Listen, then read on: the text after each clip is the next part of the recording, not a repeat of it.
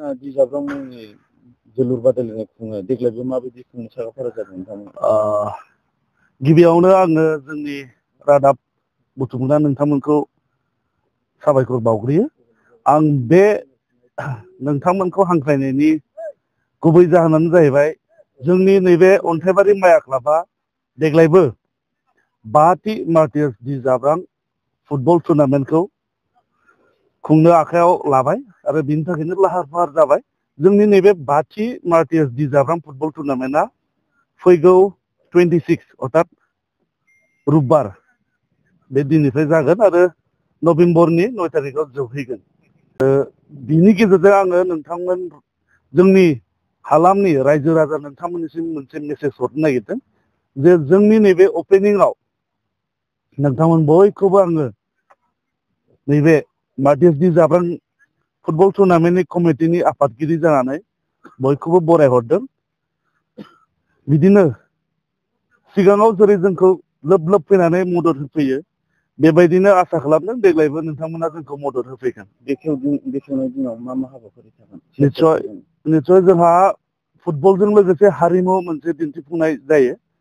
बे दिन्थिफुंनायाव जोङो आर्टिस्ट हिसाबै जोंनियाव दंफैयो रिंकि ब्रह्म, बिथाङा मोसागोन आरो देंखोगिरि आसा बर' बिथाङा जोंनि गेजेराव नुजाफैगोन आरो गोबांथार हारिमु दिन्थिग्रा बिथांमोनबो जोंनि गेजेराव नुजाफैगोन। लोगोसे जोंनि गेजेराव गाहाय आलासि हिसाबै प्रेस मोसाहारि बिथाङा जोंनि गेजेराव नुजाफैगोन। गिबि गेलेनाया मा मा थिनदों? गिबि अपेनिं खालि गेलेगोन LV FC आरो बिनि हेंथायै गेलेगोन बारदै सिख्ला कुसुगाव। हारिमु दिन्थिफुङाथ' जोंना एसे थाब जागोन खिन्थु किक अफआ 2:30 स्टार्ट जागोन। नोंथांमोन नैबे खेला स' खालामनायनि गेजेरावहाय माखासे टिकेटफोर लानायनि सानदों नामा? निस्सय जोंहा बोसोरफ्रोमबो जेरै अपेनिं आरो लास्टखौ जोङो टिकेट लानाय जायो एसे कन्ट्रिबिउसन हिसाबै। मानो होनबा जोंहा बहुत मेनेजमेन्टनि प्रब्लेम जायो। नंगौ जोंनि सा ओरै बेंटल हालाम बा बेबायदि गोबां क्लाबानो बेबायदि टुर्नामेन्टखौ खुंनो हाया।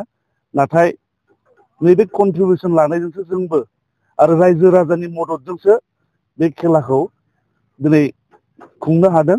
बेनि थाखायनो देग्लायबो जोङो गेट एन्ट्रि लागोन अपेनिं खालि। VIP हिसाबै दङ जोंहा 100 रुपिस आरो जेनेरेलाव दङ जोंहा 50 रुपिस। आरो नोंथांमोननि गेजेरजों आं मोनसे क्लेरिफिकेसन खालामनो नागिरदों। गोबां मानसिफ्रा गोबां बिभिन्न' खोथा बुङो जे बे खेलाखौ लानानै बिजनेस माबा माबि खालामदों होनो। नाथाय बे नङा।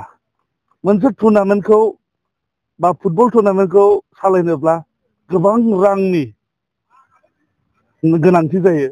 बेखौ ओरैनो सामलायनो हाया। बेनिखायनो दिनै गोबां क्लाबा गोदोसोलांदों।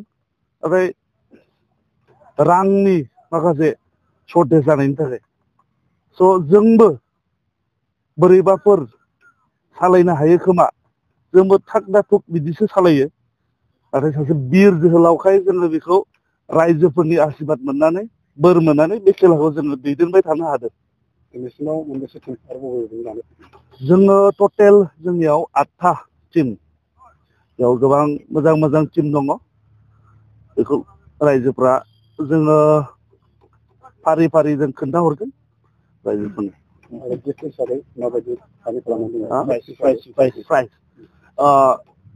जोंनिया चेम्पियनाव जोङो ट्रफि प्लास 1 लाख 1 लाख प्राइज मानि आरो रानार्स आपआव दङ 50 प्राइज मानि उइथ ट्रफि आरो बेस्ट प्लेयारनो जोङो 5,000, बेस्ट किपारनो जोङो 5,000 बेबायदि जोङो। बेसेबांसो केपासिटि जागोन बेयाव मानसिफोर हाबनो हागोन?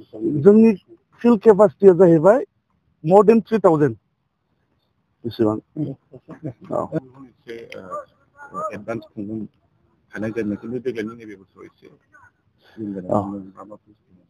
जाहोना देग्लायनि नैबे एसे लेट खुंनायनि मेन जाहोनानो जाहैबाय एसे आवगोलाव जोंहा बिटिसिनि बिसायख'थि जानानै थांबाय बेनि थाखाय जोङो एसे आख' फाख' जानानै जोङो फावसायनांगोन बेनो मेन जाहोना नङाबा जों बे खेलाखौ एसे आवगोलावनो खुङोमोन नाथाय इसोरनि अननायाव दिनैबो मोजां परिबेस जाफैबाय स' जोंनि खेलाया मोजाङै मोजां जागोन रायजोफ्राबो जथेस्थ' जोंखौ आसिरबाद होफैगोन फैगोन 26 अक्ट'बराव जानो गोनां मार्टियास दि जाब्रांआव बे दि जाब्रां बिथांनि बिब' बिनानाव गासैबो न'खरनि सुबुंफ्रा नुजाफैगोन बेजों लोगोसे बे मिडियानि गेजेरजों आङो फोरमायहरनो नागिरदों जाय बिथांमोना जोंनि ओनसोलनि जोंनि हालामनि सुबुंफोरा बिथांखौ मोजां मोनग्रा बिथांनि न'खरजों सोरबाफोर लोगो हमनो गोसोब्ला बिथांमोना मस्ट वेलकाम खालामदों रायज्लायनो गोसो जादों